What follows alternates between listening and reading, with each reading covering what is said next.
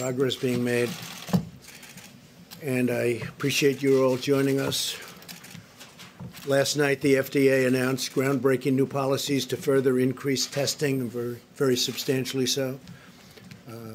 All states can now authorize tests developed and used within their borders in addition to the FDA. So the states are very much involved. They have been involved from the beginning, but we're stepping it up as much as we can, and the testing procedures are going well.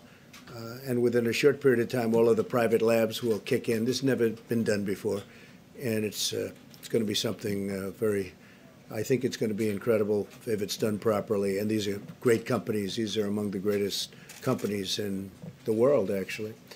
So the state's going to be dealing through themselves and with local government, local physicians, local everybody. They're also dealing with us.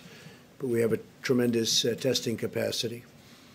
Today, we're also announcing a dramatic expansion of our Medicare telehealth services. Medicare patients can now visit any doctor by phone or video conference at no additional cost, including with commonly used services like FaceTime and Skype, a historic breakthrough. This has not been done before either.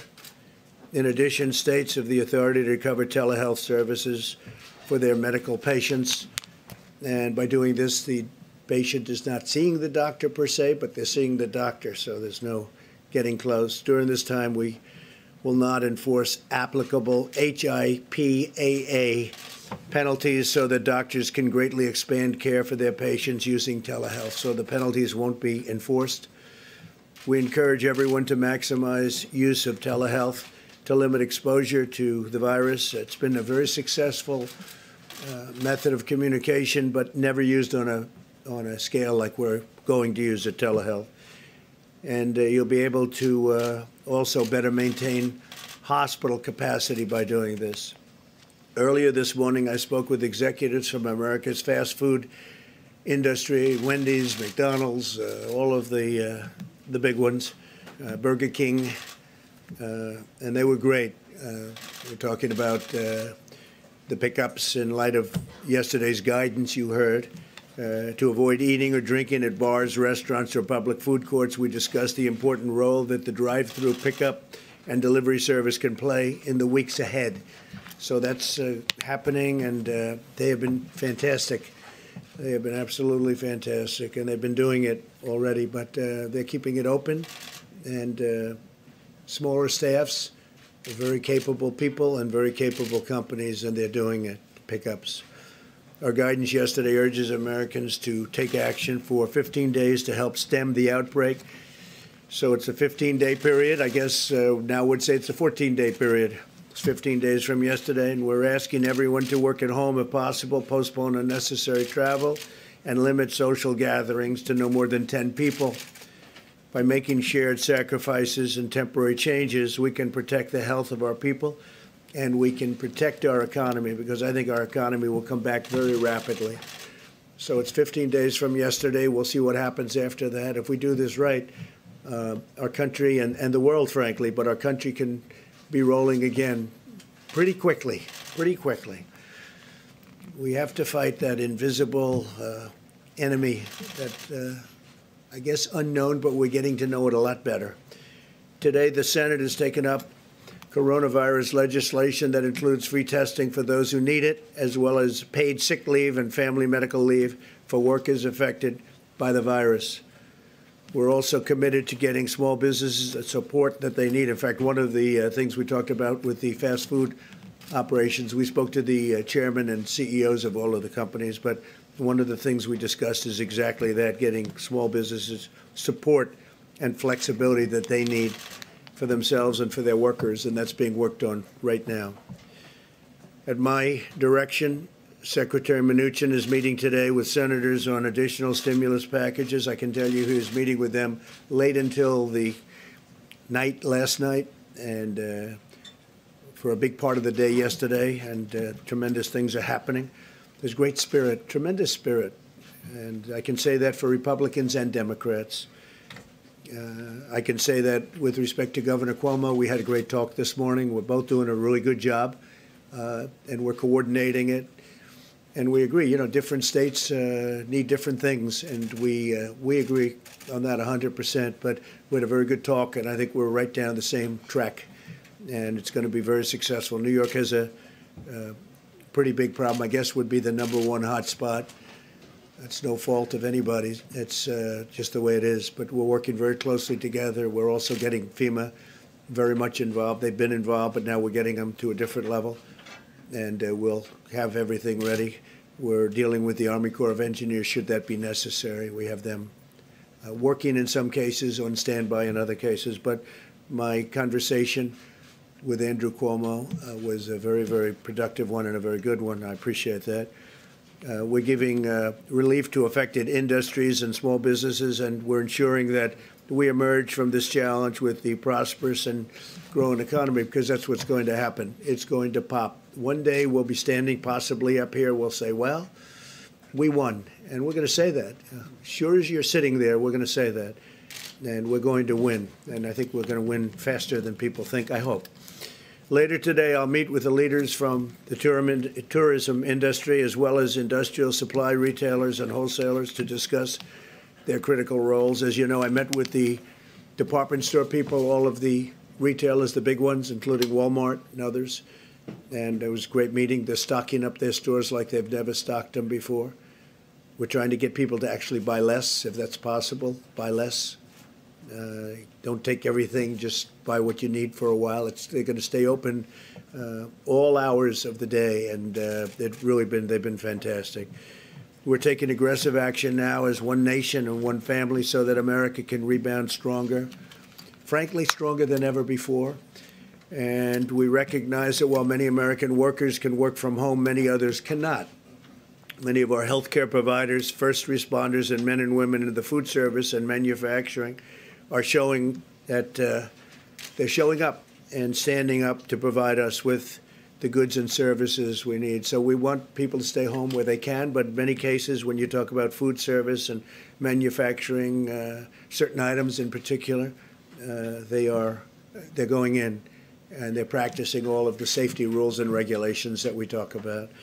So with that, I'd like to just introduce our Trade Vice President, Mike Pence. He'll say a few words, and then I'll make some other introductions. Thank you very much. Thank you, Mr. President, and good morning. It should be very clear to the American people that President Trump has initiated not only a whole-of-government approach, but a whole-of-America approach.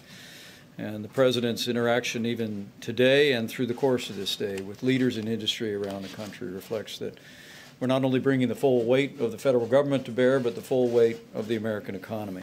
And I know I speak on behalf of the President when I say how inspired we are at the way the American people have stepped up and the way that American businesses, large and small, have stepped up. It's truly been inspiring.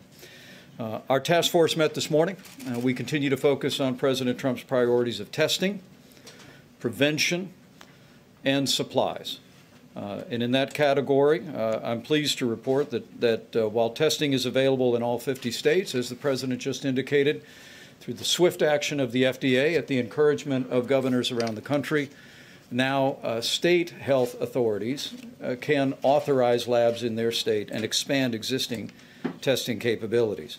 But also in connection with the FDA's action, which you'll hear more about in a moment, we now have continued to expand the public and private partnership that the President forged with vast commercial laboratories around the country, increasing access to the high-volume, high-throughput coronavirus testing that is greatly expanding access even as we speak. Also, our task force received a report this morning on the progress that the U.S. Public Health Service and FEMA are making, working closely with state governments and also partners in the private sector like CVS, Target, Walgreens, and Walmart to expand remote testing sites around the country. And we'll have a full report later this week as those come online. It's important the American people understand that testing is happening all over the country. But all of our health experts wanted me to tell the American people, you don't need the results of testing to know what you should do. And President Trump's 15-day coronavirus guidelines are advice for every American in every community. They're the result of the best guidance of CDC and our health experts.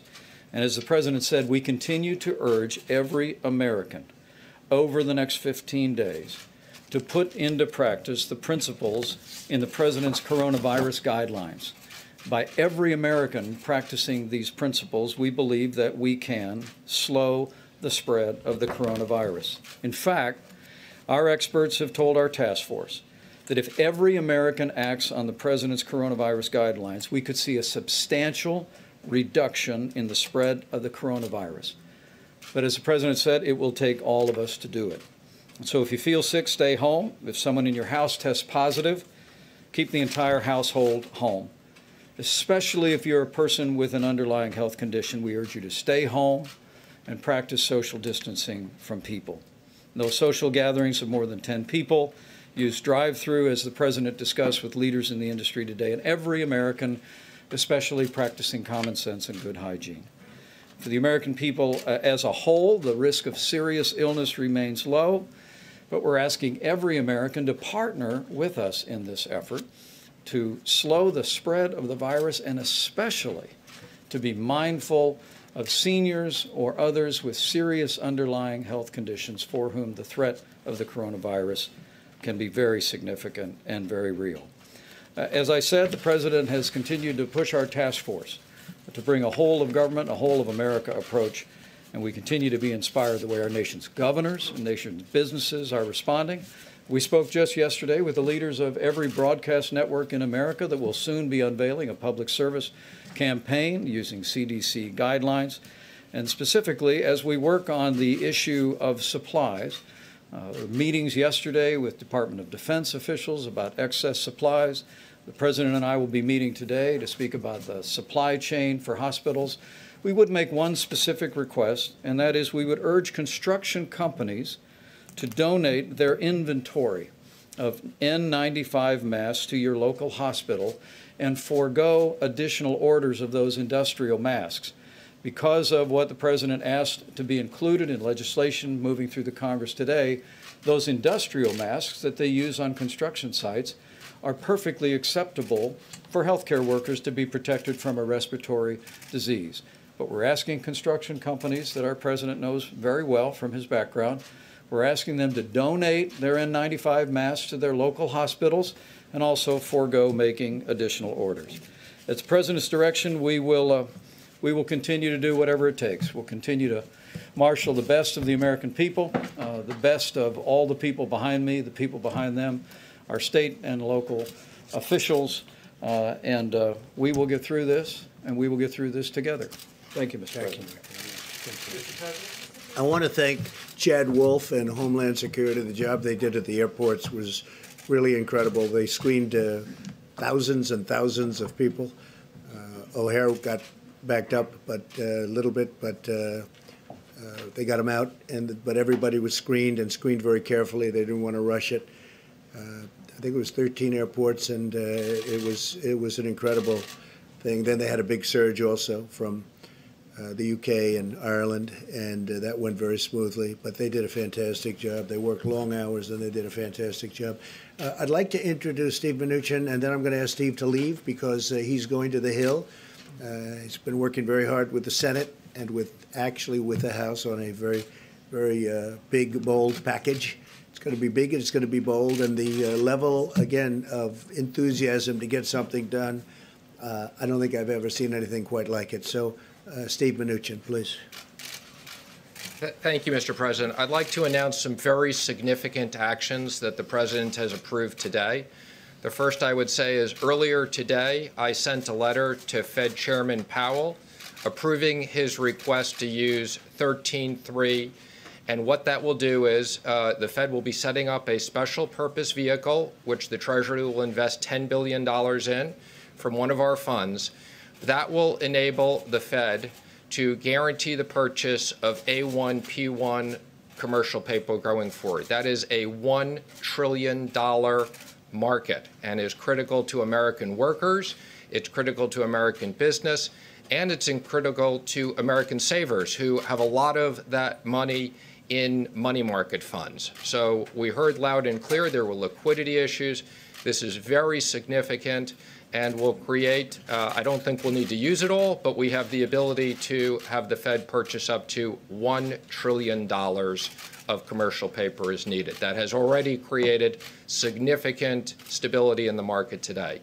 The second thing I would say is, we've previously talked about deferring IRS payments. The President earlier this morning authorized me to announce this program. I have previously announced we would defer $200 billion. The President suggested we increase that to $300 billion, which we will be doing. Now, let me just be clear on the specifics.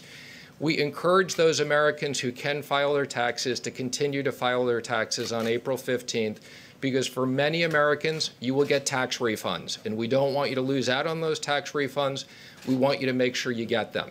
Many people do this electronically, which is easy for them and easy for the IRS. If you owe a payment to the IRS, you can defer up to $1 million as an individual. And the reason why we're doing $1 million is that covers lots of pass-throughs and small businesses, and $10 million to corporations, interest-free and penalty-free for 90 days. All you have to do is file your taxes. You'll automatically not get charged interest and penalties. Now, of course, any American has the right to extend their taxes. We're not taking that right, but the President has asked us to go up to $300 billion. That's also an enormous amount of liquidity in the system. The third thing is the President and I worked on a very significant economic stimulus plan. Thank you for being available last night and throughout this morning, and I will be presenting that to the Republicans in the Senate this morning, and also discussing that with the House. We look forward to having bipartisan support. We're now working with the Senate to pass this legislation very quickly, and these will be payments to small businesses. We've talked about loan guarantees to critical industries such as airlines and hotels, and we've also talked about a stimulus package to the American worker. You can think of this as something like business interruption payments for the American workers. Thank you. Do you have any questions for the Secretary of the Treasury? When you say a stimulus package for American workers, do you mean direct payments to Americans, or are you talking about a payroll tax holiday? Although the President likes the idea of the payroll tax holiday, I will tell you what we've heard from many people, and the President has said we can consider this. The payroll tax holiday would get people money over the next 6 to 8 months. We're looking at sending checks to Americans immediately. And what we've heard from hardworking Americans, many companies have now shut down, whether it's bars or restaurants.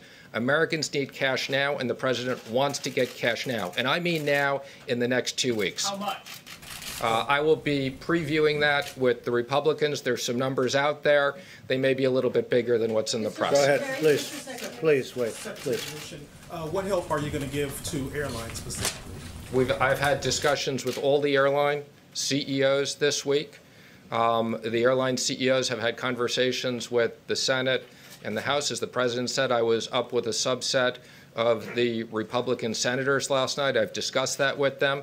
I think, as you know, this is worse than 9/11. For the airline industry, this is they are almost ground to a halt. The President wants to make sure that although we don't want people to travel unless it's critical, we want to maintain for critical travel the right to have domestic travel. $60 billion, is that enough? I'm not going to comment on the specifics. I will tell you we're very focused. There's a lot of workers.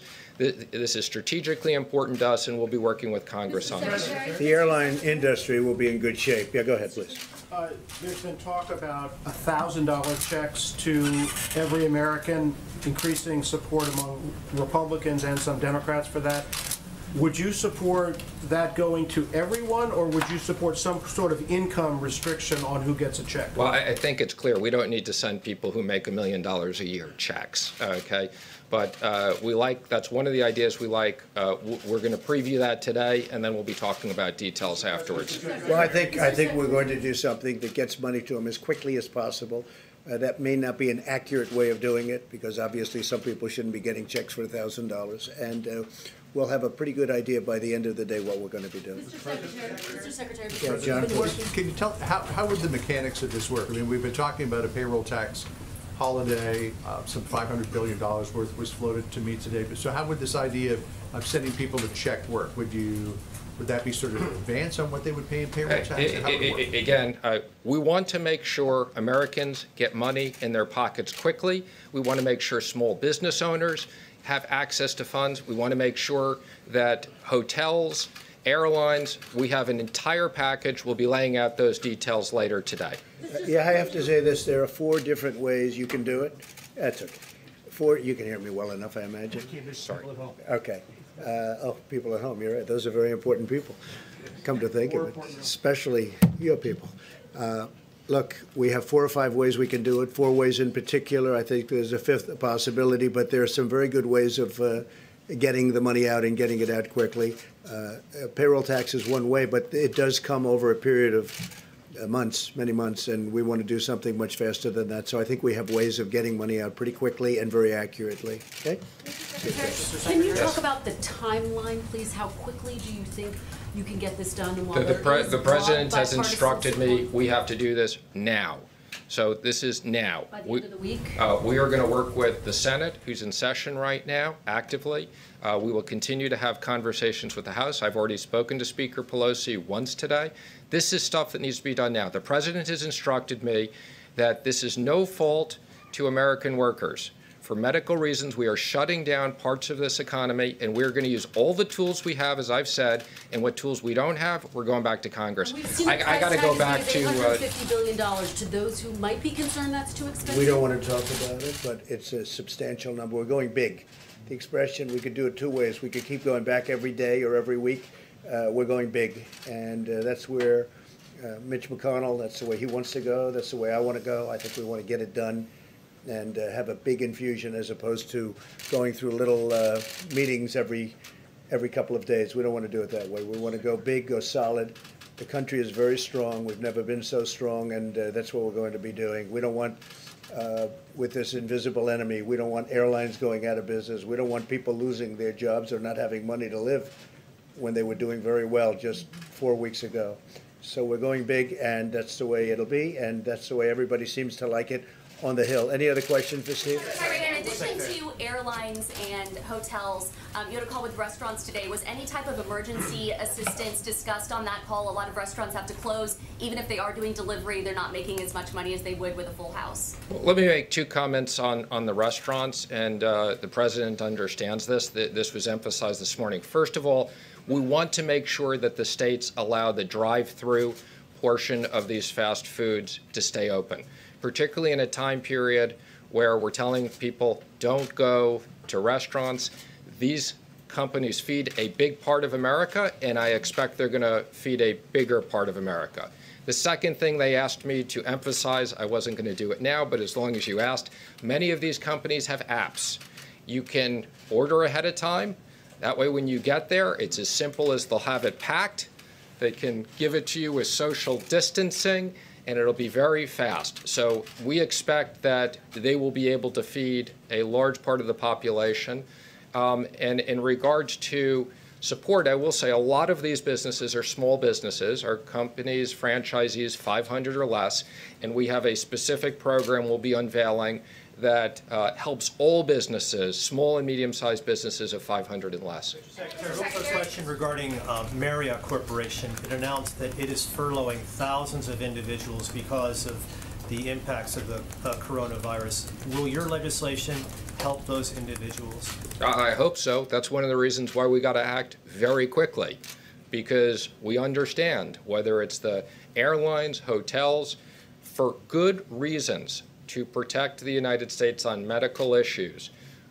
These businesses are shut down, and the President wants to make sure, as I've said, we will use all the powers we have. You saw this today, $1 trillion of potential liquidity into the market, and the powers we don't have, we're going to Congress, and I will say there's a lot of bipartisan support for these issues. So I'm going to apologize because I have to go deal with some other things, if that's okay, Mr. President. Thanks, Steve. Oh, yeah, I do want to comment on this, okay? We absolutely believe in keeping the markets open, okay? Americans need to know they have access to their money. After September 11th, the only reason why the markets were closed was because the technology was disrupted. I've been on the phone with the major banks, with the New York Stock Exchange. Everybody wants to keep it open. We may get to a point where we shorten the hours if that's something they need to do, but Americans should know that we are going to do everything to make sure that they have access to their money at their banks, to the money in their 401ks, and to the money in stocks. So I want to just be very clear, we intend to keep the markets open. And the banks are record-setting strong, so we have that, which is a much different event than what we had not so long ago.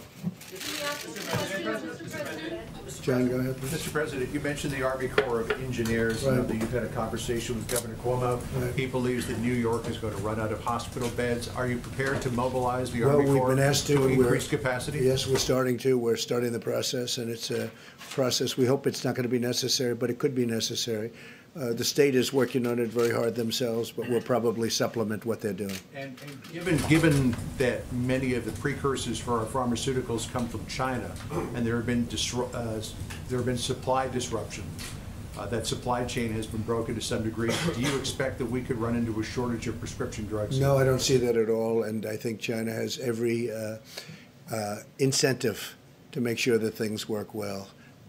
China wants to make sure that things work very well. They have every incentive to do so. John? Mr. President, the governor of Ohio has called off the election that was supposed to happen today, the primary election. Do you agree with that decision, and what steps are you taking to ensure that elections going forward, if this pandemic continues, that elections will be able to happen, including, of course, the big one in the fall? Well, the governor of Ohio is doing a great job.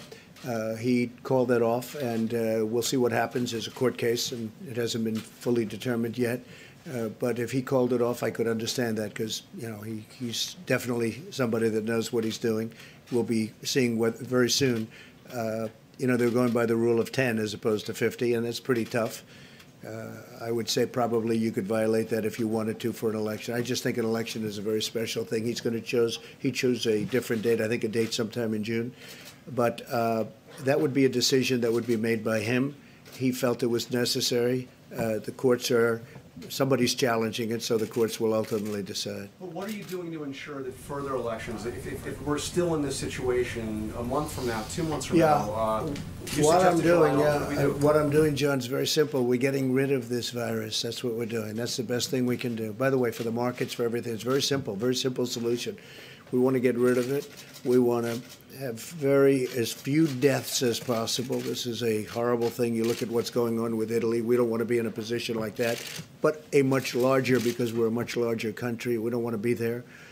And I think we've done really well. I think we've done well. I think the states have done well. We're all working together.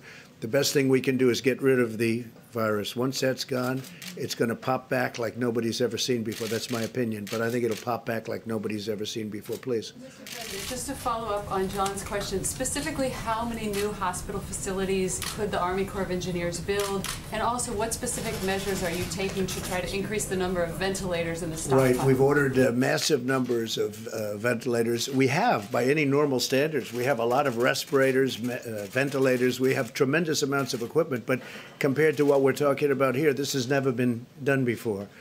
And yesterday I gave the governors the right to go order directly if they want, if they feel they can do it faster than going through the federal government. Now, we've knocked out all of the bureaucracy. It's very direct, but it's still always faster to order directly. And I gave them, that was totally misinterpreted by the New York Times on purpose, unfortunately.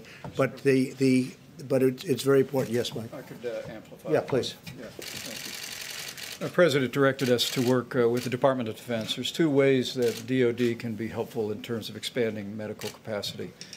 I know the governor of New York has asked us to look at the Army Corps of Engineers, which could perhaps renovate existing buildings.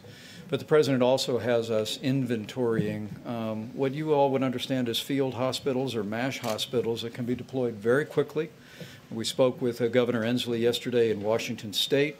We have resources in that part of the country that we could move. And as governors make these requests, we will process them, bring them to the President. But there are two different lanes that DOD can provide, in addition to many medical supplies to augment our national reserves. And the President has tasked us to to evaluate and make available and to consider every request from governors for either field hospitals, expanding facilities, or the Army Corps of Engineers that could retrofit existing buildings. The Army Corps is very prepared to do as we say, and we're looking at where it's going. But and they do call them MASH hospitals, but the field hospitals go up very quickly. We have them. We have all of this equipment in stock, and we're looking at different sites in a few different locations. And we're not going to need them in West Virginia, where so far I guess they have none. Still none? Still none, right? West Virginia. No Big Jim, the governor's, he must be doing a good job. Or is that just reported? That's what's reported. No, but is that a reporting issue, or is that they have no cases? Well, that's all that, I just see West Virginia is the only one that has no cases. So obviously that's being treated differently than in New York or California, different parts of California. I do say this, though, the Army Corps of Engineers is ready, willing, and able. We have to give them the go-ahead if we find that it's going to be necessary. We think we can have quite a few units up very rapidly.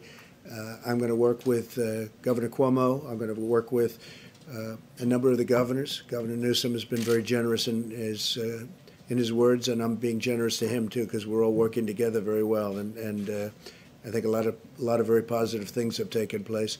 We're talking to California about different sites, but we can have a lot of units up fairly quickly if we think we need them. I think what I'll do is I might ask Seema to say a few words on the telehealth, and then we can get back to this, please. Seema? Thank you, Mr. President. And as the President announced earlier, we are doing a dramatic expansion of what's known as telehealth for our 62 million Medicare beneficiaries who are amongst the most vulnerable to the coronavirus. And we're acting in accord with the appropriations bill that was signed on March 6th, as well as the President's emergency declaration last week. And this action is a part of our broader effort to ensure that government requirements, rules, and regulations don't get in the way of patient care during an emergency. And today's announcement builds on the significant progress that the President has already made over the past 3 years around telehealth services. And while we have allowed for virtual check-ins, full telehealth benefits have been restricted to those living in rural areas, established patients, and just for those brief visits. But no longer, Medicare beneficiaries across the nation, no matter where they live, will now be able to receive a wide range of services via telehealth without ever having to leave home. And these services can also be provided in a variety of settings, including nursing homes, hospital outpatient departments, and more. And thanks to the leadership of HHS, we'll also be temporarily relaxing certain HIPAA requirements so that doctors can provide telehealth with their own phones, and we'll be using enforcement discretion when it comes to collecting copays so that cost won't be a barrier. This is a part of our larger efforts around mitigation, and as we are encouraging Americans to stay home whenever possible, we don't want our Medicare policies getting in the way. And so consider the implications of this. Perhaps an elderly patient with diabetes needs a routine checkup, and this has nothing to do with the coronavirus. And so with our new telehealth benefits, this person who's not really, who's at risk for the coronavirus doesn't have to venture outside their home. They can talk to their doctor via Skype, and they don't have to risk exposure to the virus, and they can receive that care from the safety of their own home. It could be another Medicare recipient who's experiencing mild flu-like symptoms, and instead of leaving the house and sitting in a waiting room full of other vulnerable people, they can also receive advice from their doctor from their home. And this shift is very important for clinicians and providers who over the coming weeks will face considerable strain on their time and resources. And now Medicare patients who don't absolutely need to come in to an office won't have to, and this allows the healthcare system to prioritize for care for those that are that have more needs or in dire need, and preserves protective equipment as well. State Medicaid agencies can also provide telehealth services without federal approval, and so we're asking all states to make this available as well. And we've also asked private insurance companies to expand their telehealth benefits and make it clear to their providers and their members what they cover.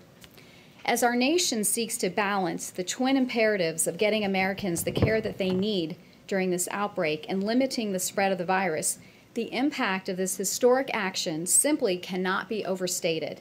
In an emergency, those on the front line shouldn't have to worry about federal rules and red tape, hamstringing them when they need flexibility above all else. And we're doing everything in our power to make sure that that doesn't happen. I also just want to briefly mention that because of the President's emergency declaration, we do have the ability to provide a lot of Medicaid waivers, and Florida was the first state to be approved. We were able to do that in a matter of days. Thank you. Any questions, please? Where do senior citizens go for instructions on how to do the telehealth? They should call their doctor's office, and their doctor's office can tell them how to do that. Also, you know, there may be some of our Medicare members that may not have access to equipment, so we're asking family members to help with this, but also respecting the requirements around social distancing, and if any of those family members or neighbors have symptoms, they should obviously stay away. Will you be posting numbers also? That's correct, That might exactly. be the easiest way to do it. Yes. If you post in ads, if you post some numbers. And they can also call our 1-800 Medicare number, and they can also get information. Those phone lines are open. Thank you. Thank you very much. Admiral, if you'd say a few words about where we're going, and then I'd like to ask Dr. Birx to say a couple of words, but how the system's working. Well, thank you very much. As we talked about earlier this week, the commercial system is rapidly advancing in the testing capabilities. As of today, our public health laboratories, meaning the CDC and the public health labs, have reported out 31,878 tests, so almost 32,000 tests. The clinical laboratories, the Association of Clinical Laboratories, have reported out about 27,000 tests, and most importantly, of those 27,000 during the cumulative period of time, 8,200 of them were yesterday. This is showing the dramatic ramp as the high throughput comes in. We don't have the numbers this morning from the American Hospital Association, which means all the individual hospital laboratories. We will have that upcoming in the next day or so, and then Ambassador Birx will have this whole process fixed with the legislation that everything will roll up into a common reporting probably by the end of next week. In terms of our drive-through laboratories, again, these are blossoming all over the country by individual states. The ones that we are heavily involved in and really pushing equipment to, we expect over the next few days to begin setting up 47 of these in approximately 12 states. The material is already palletized and being shipped to the locations. Most cities have the specific locations. Some do not, but it's still going to a central receiving. And we know that we'll be deploying at least 140 Commissioned Corps officers. About half of the sites have reported their requirements. About 140 officers will be going. We expect that to go up. So this is going on the way we expected. We did a trial site yesterday with a full mobile unit for drive-through with full PPE. We had a lot of kinks in the system, as you can expect. That's why we do a test before we go out into the field. Don't expect these to be 100% perfect the moment they come. They're going to be adapted to the state and the local situation, but we're very confident that these will add testing to the already very robust healthcare system and commercial system. Thank you, Mr. President. Thank you very much. Thank you, Admiral. And this has never been done before, and it sets a great roadmap for future. Should we have something like this in the future? I hope we don't. But it's never been done before, and they've done an incredible job. And again, we're working with the states and relying on the states. We have to, because they have, it's point of sale, it's point of sight, and we're in, I think, just about every instance getting along really well with the states. If I could, Dr. Birx, if you could say a couple of words, please. Great, thank you. Thank you, Mr. President. So I think what you've been hearing from us is to find solutions that are high quality and sustainable based on the frontline workers and governor's requests. And those come in on the governor's call. We've been immediately responsive to those. And that's the level of red tape and bureaucracy that we have removed. I think that point about sustainability and quality is very important because, as the President says, we're creating a roadmap for a different level of functionality for future pandemics. Our flu pandemic preparedness plan was a plan. Now we're seeing where we have to revise, where we have to create new avenues of research, new avenues of work to really ensure that the need of the American people can be reached. We were adamant about having a high-quality test based on our commercial vendors. Over the next few months, you will begin to see that other tests that were utilized around the world were not of the same quality, resulting in false positives and potentially false negatives. These tests were studied and studied by the FDA to really ensure that they are that level of quality, and we've given the states the permission to ensure that same level of quality. Now, I want to just say 1 minute on the testing. Testing should not be used as an assessment of your risk. We are asking every single American, no matter what your generation, from Z and up to X and millennials in between, to really ensure that you're following these guidelines. We hear every night of people who are not in work, moving that time into bars and other areas of large gatherings. If we continue with that process, we will fail in containing this virus. So every single generation has a role to play. We're asking our older generation to stay in their homes. And we're asking the younger generations to support them in social contacting through videos and other Skype-type functions, or just the simple telephone. We're asking the younger generations to stop going out in public places, to bars and restaurants, and spreading asymptomatic virus onto countertops and knobs and grocery stores and grocery carts. I heard an innovation last night and this morning again on the news. I really want to applaud the private sector who are now creating senior-only shopping times.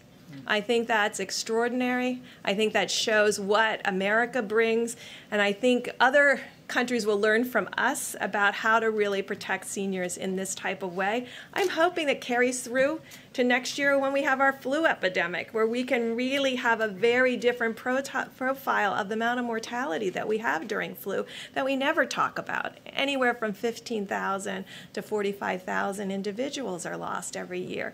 If we learn how to do this well and sustain some of those core changes, we can change the way respiratory viruses, not only for this, but the future, affect Americans. It's a big thing. Doctor? Maybe a couple of questions. Yeah, so a question on the clinical data. So we've had now roughly 5,000 people test positive. We've had 90 deaths or so. When are we going to know the data of who those people are? Who has been infected, what the ages are, what the pre-existing conditions are, how serious it was, both for those who have been tested positive, but also those who have died. Well, you are singing my sheet of music. I'm very data-oriented, so thank you for bringing up this issue of data. I really want to applaud HHS. We had a discussion about this several days ago. They've made calls into Seattle and California to really understand that, and also importantly to understand how many of their patients needed ventilators, how many of them needed oxygen support, how many of them needed and what they needed. Could we predict early someone who was going to have a more difficult course? These are all the questions we're asking and answering right now. We did get an early report back from Santa Clara and Seattle. We're digesting it. We just got it this morning.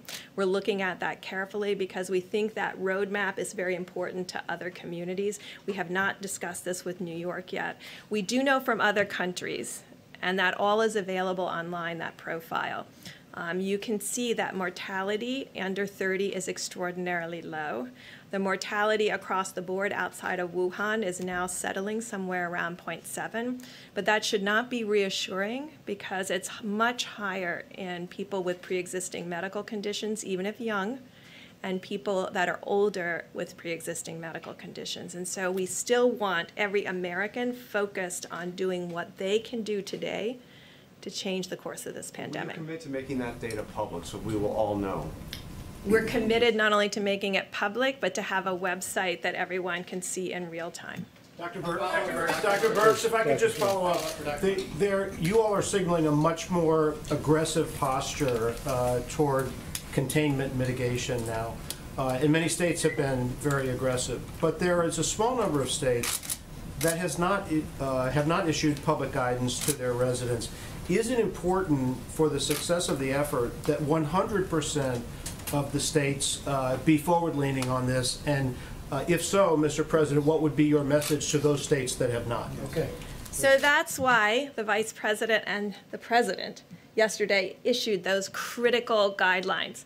As I said this morning on Fox and Friends, you can look at them as guidelines, you can look at them as requirements, and you can look at them as the president asking every American in every state to follow those. That's why we put them out at the federal level. We wanted to make sure every American knew what they could do today to change the course of this epidemic. I think it's empowering. I think it says all of us have a social responsibility to each other, and that's why we believe that every mayor and every governor should be instituting these guidelines that came from the White House and the President of the United States. And we've been very tough in those states. I know exactly who you're talking about. We've been very tough in them. Thank you. Please, go ahead. A follow-up question on the testing. You've been telling us for days now that millions of tests have been sent out. So why have fewer than 60,000 people actually been tested? I think you will see different numbers this week. You heard just at 8,000. Remember, all of these tests, the high-speed tests, were approved last Friday night, and last Thursday night. I think if I could talk to Thermo Fisher and the other groups that have these platforms out there, do not rely on a pull technology push out those tests. Because we can only make them available, groups have to order them. So we've been talking to Thermo Fisher, one of the key platforms, to push out tests based on need and not wait for orders. And is that where the issue is, getting the tests out, or is it getting the tests conducted? That's a great question. I know part of it is getting the test out right now. I think the Admiral and others are working on getting the issues related to getting the test conducted. Obviously, that does take time. He is working on innovative solutions that are creative and sustainable, that will be a game changer in testing, but we don't have the data yet. This is a critical comparator. Can you do it yourself? Can you actually sample yourself? These are the kinds of things we're working on right now, and he's getting the data for us. And the states are actually doing a lot of it. The governors and the states are doing a lot of it, with even our tests. Yeah, go ahead. Go ahead, please. Okay, thank you. Can you give us a sense of how long these tough new restrictions will need to be in place until we start to see the rate of this virus going down? And also, can you speak to this study that as many as 2.2 million people in the United States could die if there weren't this type of action by the government taken? To what extent did that prompt what we saw yesterday? I think, models are models, and they're based on input, and they're based on infectiousness without any controls. I can tell you we've never seen that level of infections that modeled up to that 2.2 million in mortality. So we are looking at that. We are having a particularly model meeting tomorrow. I think that's really going to be important. I've dealt with a lot of modelers in my time. They're wonderful people. But they all have their favorite inputs, and they all have their favorite integration functions. So we're evaluating all of those so we can integrate and create the best model for the United States based on the best data. And that first set of recommendations you saw were based on what we could do today to prevent anything that looks like that. If I could just say one other thing to the hospitals and dentists out there. Things that don't need to be done over the next 2 weeks, don't get it done. If you're a person with an elective surgery, you don't want to go into a hospital right now. There's a lot of distraction. There's a lot of people doing a lot of other things to save people's lives. So let's all be responsible and cancel things that we can cancel to really free up hospital beds and space. And then let's do everything that we can to ensure that we don't need the ventilators because we protected the people who would have needed to use them. And are you looking at the possibility of more actions like, for example, limiting travel within the United States? Are you looking It's possible. It's possible. We'll see how it goes. I think there's been great cooperation with local governments, states. We'll see how it goes. It's going right now pretty well. Yeah, please, go ahead. Can I follow on that, Mr. President, Please, very quickly? yeah. Just very quickly. Do you need to invoke the Defense Production Act to get more of those medical supplies to different hospitals? Well, we're able to do that if we have to. Right now, we haven't had to, but it's certainly ready. If I want it, we can do it very quickly. We've studied it very closely over 2 weeks ago, actually.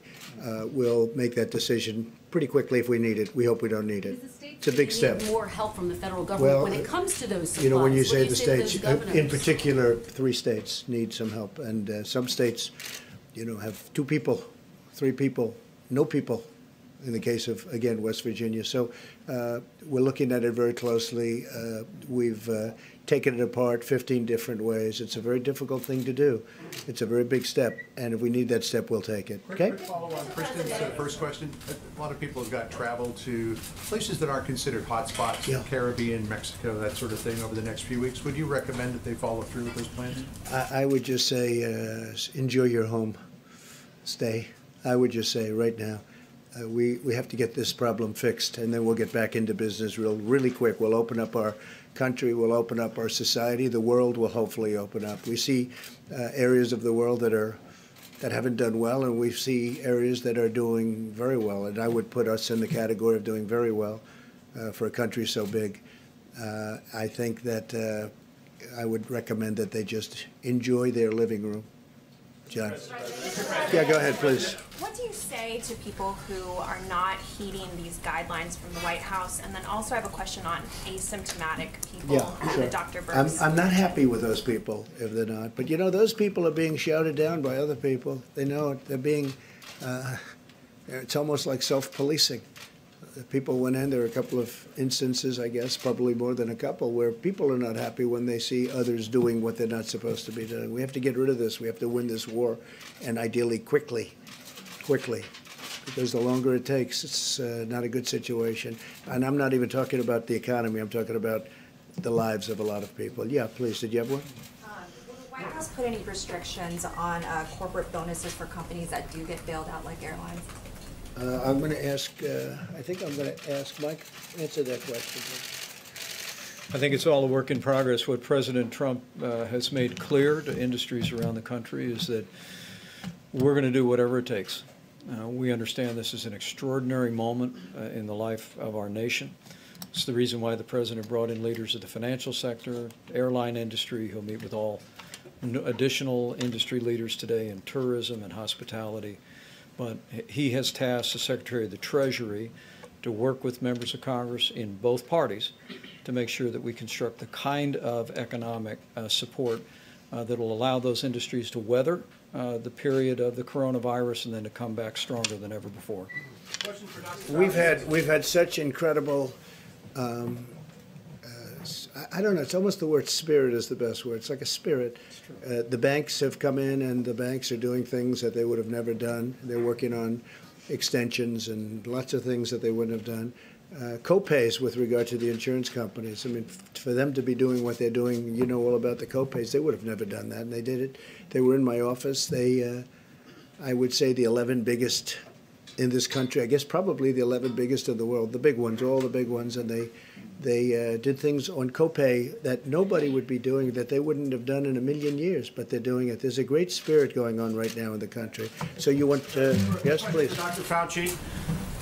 Fauci, you've said you like being accused of overreacting because that is an indication we may be doing things necessary to beat this, bend the curve. Right. How long do you think it will take for you to be confident that yes, we're bending the curve, or no, we're not?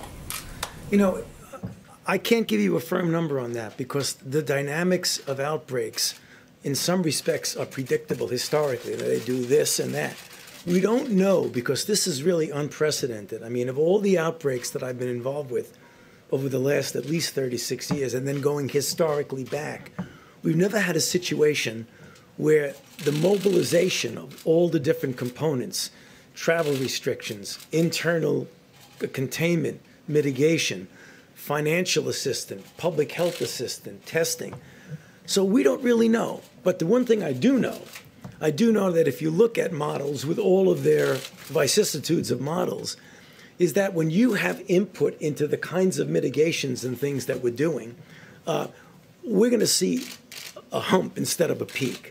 I would be really surprised if all the things that we're doing, and this is really a comprehensive approach. I was struck as I was listening to everyone make their presentations that, you know, I'm a scientist, I'm a health person, and I'm a physician who sees patients. So I look at it from one particular standpoint. But what I'm being impressed by is that this is really a comprehensive thing that has multiple components to it. All of them got to succeed if we're going to get to that end point that I've described multiple times from this podium.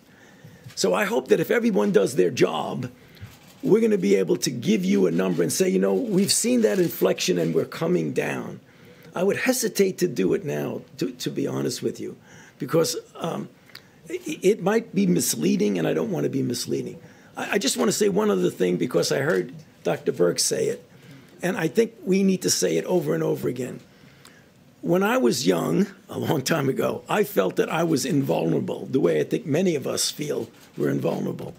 And when we're asking the young people to help us with this mitigation strategy by staying out of the bars, staying out of the restaurants, really trying to distance yourself, don't get the attitude, well, I'm young, I'm invulnerable. You are, well, in some respects, you're certainly less vulnerable than I am. However, what you might inadvertently do, and I know you don't want to do that, you don't want to put your loved ones at risk, particularly the ones who are elderly and the ones who have compromised conditions. We can't do this without the young people cooperating. Please cooperate with us. Thank you. Dr. Fauci, and I'm going to read my notes so I get this right, but there's apparently a new study out of China. It found that the vast majority of cases, 86%, were in untested patients with mild to no symptoms. So what does that say about the impact of testing, and does it mean that testing should actually go beyond the sickest patients? You know, that question keeps coming up, and I'm not going to evade the question, but I want to make a point. We tend to think that we're not going to be able to mitigate or contain without testing. They complement each other in some respects, but they're separate channels. Even if we had no testing, we should be doing what we're doing now. The question you're asking, so I won't evade it specifically, would it be important outside of a doctor-patient coming in together, of knowing what's out there, what might be under the radar screen? The answer to your question is yes. So let me tell you what the CDC is doing right now. They're going out there, and part of their program is to get a feel for what is there that wasn't initially thought to be coronavirus, that was thought to be something else. When you do that, you're also going to get a feel of what the penetrance is in society. So we are heading with the high throughput things that you've been hearing about to get an answer to your question. Dr. Fauci, Governor Cuomo said this morning he believes that we'll see a peak in terms of infection in 45 days. Would you concur with that? You know, it's possible. I mean, I know that the governor has been really, I believe, doing a really good job of trying to stay ahead of this. 45 days is not unreasonable. You have to be careful. When you get a number, you own the number, and then if the number doesn't come out, you're in trouble. And that's the reason why, from our standpoint, from the federal government, we're talking about a range. So within that range, I mean, it isn't like you want to be correct for the sake of being correct, but you don't want to be wed to something and then have to back off. Go ahead, please. When is the soonest that we'll know that these new guidelines are actually bending the curve or actually working? And is there a point in time where you know, in the next couple of weeks, where you'll be able to tell the president more draconian measures are needed? Well, okay, so what's happening, I mean, if you look as a metaphor, it's kind of like a race against the virus. If left to its own devices, will do this, and us trying to somehow blunt that. Now, you could see the virus going up and up, and your effect, your work, what you're trying to do, may actually be having an effect, but you may not see it because it'll still be going up. And as you're trying to implement your interference with the virus, you may not realize that you're actually interfering, and you'll say, wait a minute, it's still going up. What's going on? You've done nothing. But you don't know whether it would do this versus that. So the answer to your question, it probably would be several weeks and maybe longer before we know whether we're having an effect. It may be at the end of the day, we'll see a curve that would have been way, way up. But I wouldn't, like, put us to task every few days. Well, wait a minute, it's going up. Is it working or not? That would be really misleading if we do that. Dr. Fauci, I have a question regarding the 15-day guidelines which were announced yesterday. One of those guidelines was a recommendation against gatherings of 10 or more people. And today, the governor of Alabama issued her own guidelines, and it was a recommendation against gatherings of 25 or more people What is your recommendation for people of Alabama, people across all of the country, as far as the guidelines that were announced yesterday by the federal government? Okay, so the one thing we don't want to do is to get hung up on the difference between 10 and 25. I think you might agree with that. When we give guidelines, they're only guidelines. We sit down, we look at the data, as Dr. Burke said, we're data-driven, and we say on different models, 10 looks good. If someone wants to do 25, we're not going to fault them, but if someone wants to come to us and ask us what we think the best is, we stand by the numbers. It isn't perfect, it isn't precise math, it's assumptions and it's data that make you get your decision. But would it be more effective if every state and every city in the country was playing by the same rules Yes, instead of different? Of course. But this is the United States of America. There's a lot of free enterprise there. People do their own thing. And quite frankly, I don't think there's a big deal difference between 10 and 25. We got many, many more important things to worry about than that difference. Mr. President, thank you. Going back to supply chains and then talking about preparedness for the future, yesterday Larry Kudlow said that there is an idea floating around the administration to cut taxes for companies who would be bringing their supply chains back to the United States. He said he specifically liked immediate 100% write-offs for structures, equipment, but he said you hadn't endorsed that yet.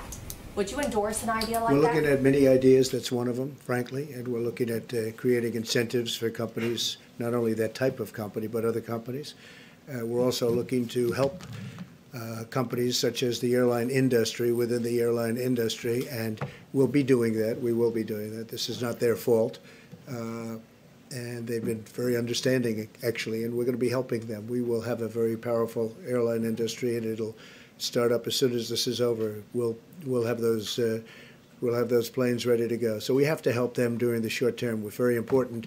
Yeah, please. Thank you, Mr. President. I wanted to know, have you taken a look at some of these models, such as the Imperial College London model, that kind of poses a very difficult choice, whether it's shutting down society or overwhelming the healthcare system? Is that something that we've looked at every model? We've relied on the very talented people, and there's no better team than the people behind me. And I will say that all of the people that have done those models are all in constant touch with Dr. Burks and Tony and everybody that you've been hearing so much from over the last couple of weeks. We've looked at many different models, and the model we have is we want to save a lot of lives. We want to save a lot of lives. If we get too steep on that curve, you're going to lose a lot of lives, perhaps unnecessarily. Now, we're going to find out. Everything has a risk. We're going to see. But if people do what we're telling them to do, what we're asking them to do, you're going to see the saving of a lot of lives. Now, Boris, in UK yesterday, you saw what happened. It looked like they were going a different way, but then he went a way of similar, I guess similar, I don't know exactly, but I would say we had a conversation yesterday similar to what we're doing. So a lot of people seem to think this is going to be, we are looking to save the maximum number of lives. Everything else is going to come back. A life is never going to come back. But everything else, our economy is going to come roaring back. You're going to know, we're going to know, we're going to all know that day. Somebody was asking about the day. When will you know? When will you know? We're going to know. All of a sudden, we're going to say, wow, that's looking good, that's looking good, that's looking good. And we're going to be on the other side of the curve. And that's a day that we look forward to. Is there something, sir, that you saw this week, though, that made you decide that, yes, now is the time to implement these much more stringent social distancing measures? No, I don't think so. This is where we were going. I really think from the beginning, this is where we were going. This is what we had in mind. We're just going step by step. That was the next step, the next logical step. As Dr. Fauci said, and I think very importantly, one of the most important things when you write the history of this was the fact that we closed it down to China and Europe, but in particular China. We closed it down to China, the source, very, very early, very, very early, far earlier than even the great professionals wanted to do. And I think in the end, that's going to be, that will have saved a tremendous number of lives. Follow up, one on the economy and the other on the broader picture here, but just to follow up on my colleague, some people did note that your tone seemed more somber yesterday. You talked about that August timeline. Did you see a projection? Some people thought perhaps that 2 million potentially that could die maybe prompted part of that. Was there a shift in tone? I didn't think, I mean, I have seen that where people actually liked it, but I didn't feel different. I've always known this is a pandemic. I felt it was a pandemic long before it was called a pandemic. All you had to do is look at other countries. I think now it's in almost 120 countries all over the world. No, I've always viewed it as very serious. There was no difference yesterday from days before. I feel the tone is similar, but some people said it wasn't. Last one on the economy. Your former economic advisor said almost 100% chance of a recession. Do you see it that way? It could be. I mean, I don't think in terms of recession. I think in terms of getting it out, because when we're finished with the virus, we will win. We will win. And when that victory takes place, our economy is going to go through the roof. It is so pent up. It is so built up. It is so ready to go in an upward direction. But we have to knock out this enemy. This is a really tough enemy, but we have to knock out all of us. That's all of us. So I don't think in terms of recession, not recession. It's words. We have to knock out this, and we will have an economy. I actually think we'll have an economy like we've never had before. It's all pent up. Did you have something to say, Mike? Yes. Well, I think the question about the actions that the President's authorized, beginning in January, when he took the unprecedented step of suspending all travel from China, the efforts to issue travel advisories for portions of Italy and South Korea, and then to begin screening all the passengers, the efforts regarding suspending travel from Europe and what went into effect at midnight last night, adding the UK and Ireland to that, have all been informed by the experts that are surrounding us. What the President's asked us to do from the very beginning, as Dr. Birx and Dr. Fauci often say, is let's follow the data, bring the President the best options in response to what is actually happening on the ground. But with regard to yesterday's 15-day slow the spread plan, our team unanimously brought to the President these very strong recommendations for every American, because we truly believe we are at a point in this epidemic in our country when we can reduce the number of people that actually are exposed to or contract the coronavirus. But we'll continue to bring the best data, the best evidence, and the best recommendations, frankly, of the best health experts in the world, and the President will continue to make decisions that put the health of America first. In other words, reduce the number of people that die. That's what we're trying to do. And when you do the steep curve, a lot of people are going to die. A lot of people. You know, the worst ever, they say 1918, and I don't have to go into the numbers, but they were unbelievable numbers. Had they known and had they done what we had now, it would have been a very much different story. It would still be tragic, but it would have been a very much different. But that was the one that people write about. That was an incredible pandemic, like we haven't seen. But we have done something that I hopefully we will all have made the right moves. We're all in this together, including you, and we want to see fair press. And I tell you what, it's been generally speaking, I think it's been a great thing to see. It's been very, very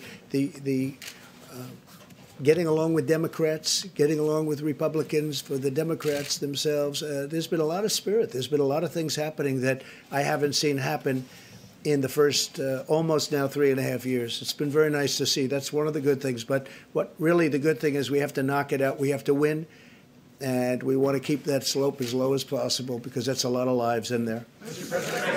Let's go back there. Somebody that didn't get one, please. Go ahead. Mr. President, this has had a huge impact on China's economy as well. Have you received any indication from officials there that they're going to have trouble meeting the purchase agreements, part of the Phase 1 deal, particularly the agricultural buy? Well, they need our product very badly. And no, I haven't received any. We have a good relationship with China.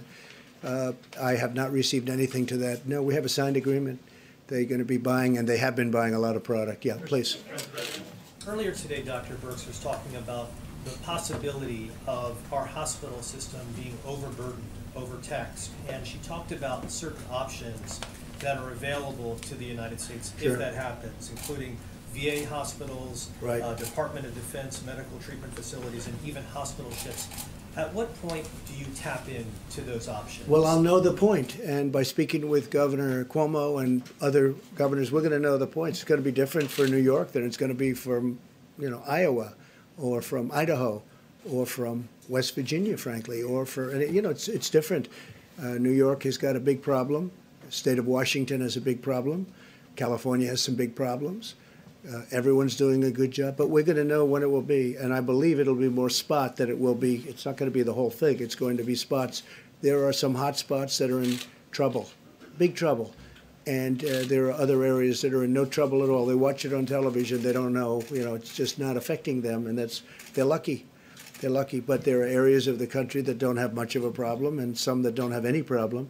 They're not going to have a problem with hospitals, but some areas like New York, California, state of Washington, they're going to have some difficulty. And when we see that coming, we're going to be in there. We're already making preparation for it. Senator Marco Rubio of Florida, your trade advisor, Peter Navarro, have been recommending an executive order that would ensure that the raw materials for pharmaceuticals and medical devices are manufactured here in the United States. We were getting some indications last week that you were close to signing this executive order. Can you tell us? Well, we're looking at different things, John. I don't want to say exactly. Right now, China's been sending us everything we need, but we're looking at some alternatives. Yes, we are looking for alternatives, and we have other places. Ireland does a lot of work for us. You know that in that world, in the pharma world, a very tremendous producer, and we are looking to bring a lot more back home. And I've been, excuse me, you know me for a long time. I've been talking about this for many years, long before I decided to run for president. I've been talking about this, and we have to be able to take care of our country. And that was one of the many things on the list. So we'll be talking about it. But we are discussing it, and Marco is very much involved, and Peter is very much involved. A lot of people are involved, and a lot of people feel that way, but we'll be discussing. Let's go, please. Thank you, sir. You said Canada has closed its border to non-citizens. Are you considering... Not to the United States. Not to the United States, of course. Are you considering closing the land borders in the United States? And also, you've discussed... Well, Canada has not closed it to the United States, right. So we're working very closely with Canada, but they have not closed it. They have closed it to the world, but they have not closed it to the United States. Are you considering closing the U.S. land borders? I don't want to say that, but we are discussing things with Canada, and we're discussing things with Mexico, quite honestly. And again, the relationship is outstanding with both. Outstanding. We just signed our deal, USMCA, and the relationship is very strong. Go ahead, please. China and others have criticized you for using the phrase Chinese virus. How do you feel about that? Are you going to continue using that phrase? Well, China was putting out information which was false, that our military gave this to them. That was false. And rather than having an argument, I said, I have to call it where it came from. It did come from China. So I think it's a very accurate term. But no, I didn't appreciate the fact that China was saying that our military gave it to them. Our military did not give it to anybody. Critics say using that phrase creates a stigma. No, I don't think so. No, I think saying that our military gave it to them creates a stigma. Mr. President, please. When you speak to travel and tourism executives today, what specific help are you going to offer to them, if at all, or is it still vague? Well, we're going to help. They need help. Look, let's face it. You know, they go from having record-breaking years. This is the third year of record-breaking years, travel and tourism, airlines, everything. They were doing record numbers, ordering new planes, building new hotels. Everything was really hunky-dory. And then one day we hear about this rumor in China, and then we find out it's much more than a rumor. And then all of a sudden we make a great decision to close it up early. It would be a whole different world. It would be a whole different world. But we make a decision to close it up to China, and all of a sudden tourism, and then we close it up to Europe, which, you know, people never heard of this before. I'm not sure that that's ever been done. I know that when I made the decision to close it to China, people told me that's never been done before, but it was a great decision. We make good decisions. So I'll tell you my best decision. The people behind me are total pros. All over the world, they're respected. Dr. Birx, Anthony, who's become a, where's Anthony? He's become a major television star for all the right reasons. No, he's just so professional, so good. The people that we have working here have been incredible, and they're totally respected. The Admiral has been incredible, having to do with the testing, incredible, and he's viewing this as testing also for the future. We're building a platform. When we took over this platform, first thing the Admiral said was, this was not designed for what we're talking about, millions of people. It wasn't. And it's nobody's fault. It's not like who could have ever predicted a thing like this. But we broke it down, and it's really going to be an incredible system. And it is now a great system. I just want to say these are incredible people standing behind me. They're the most respected in the world. Every country that you've mentioned today so far has called them, and they call them all the time for advice. There's nobody better than what we have. Mr. President, why haven't we seen Dr. Redfield? Say it?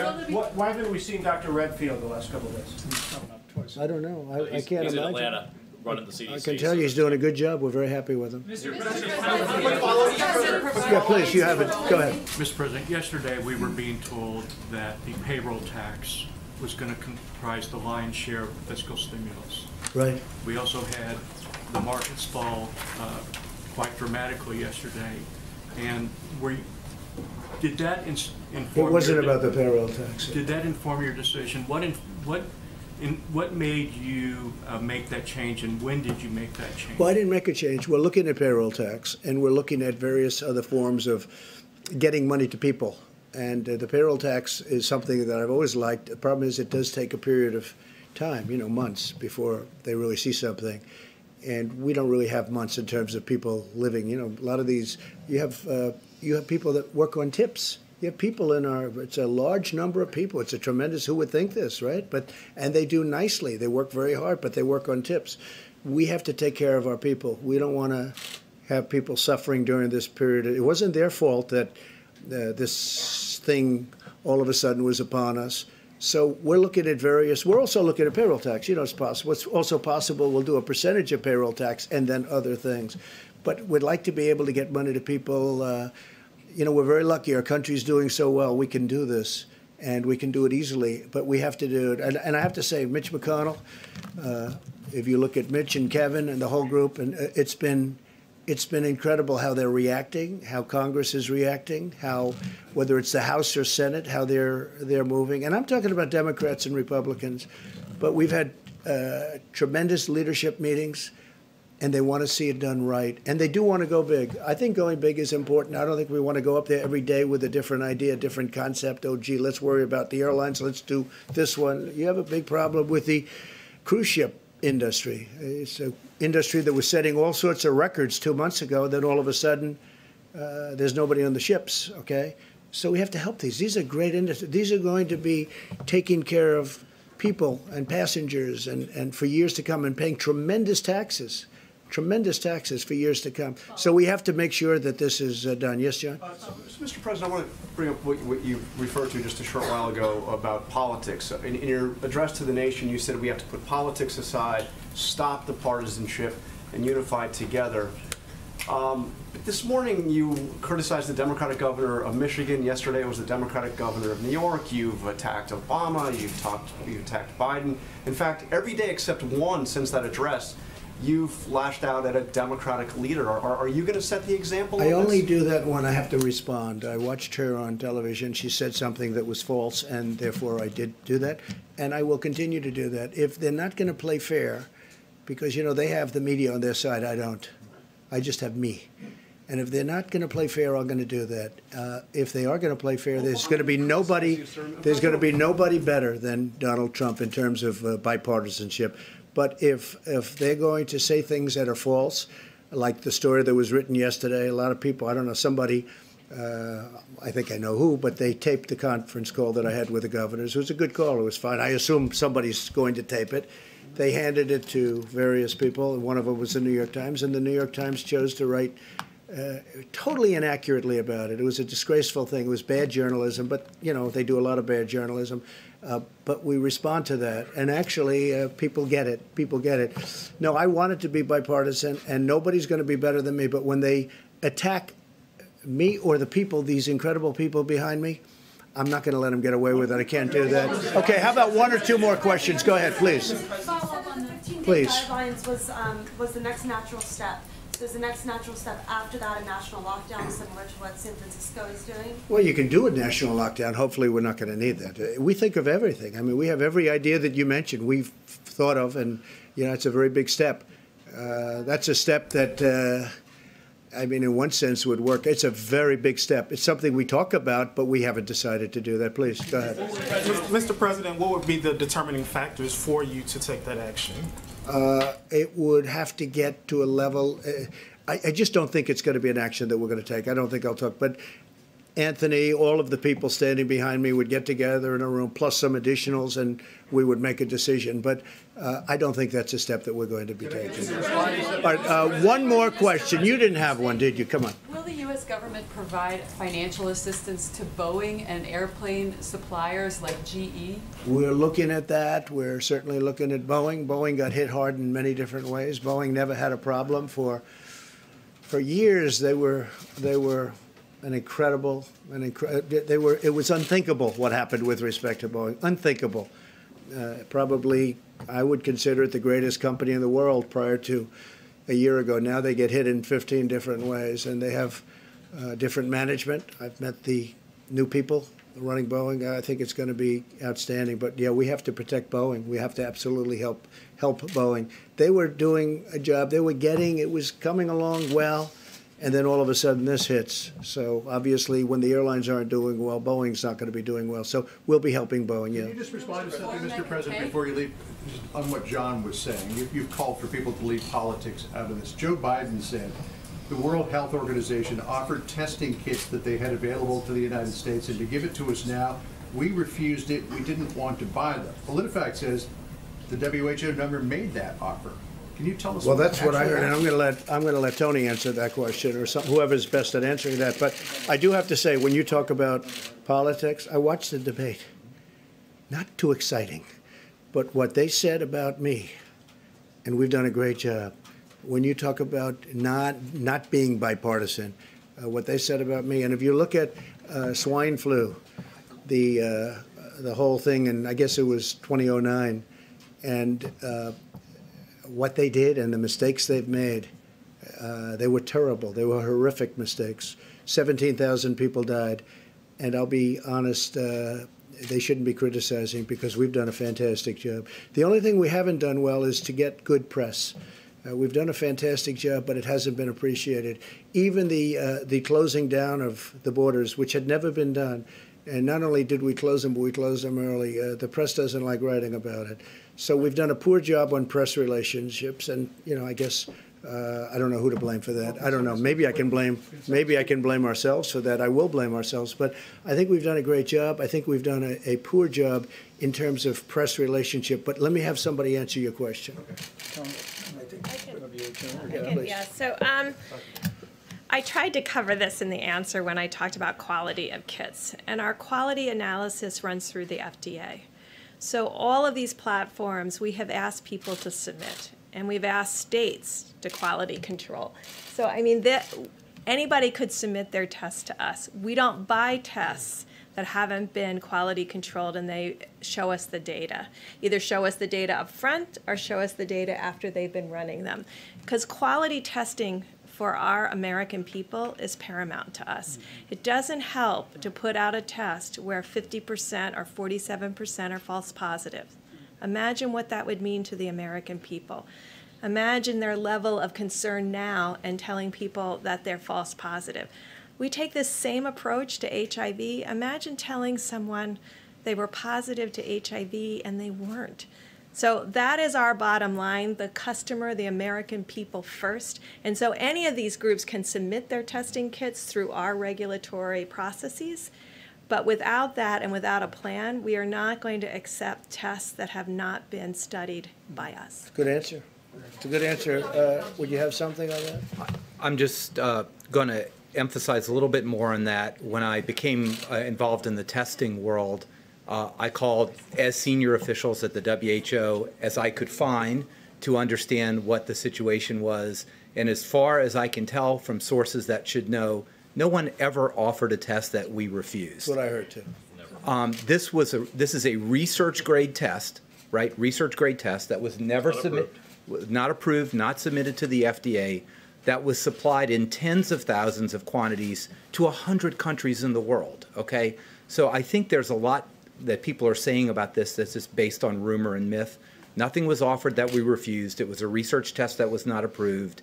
And again, there was a small number that we have greatly surpassed in a very short period of time. So number one, nothing was offered. Number two, it was a bad test. Otherwise, it was wonderful.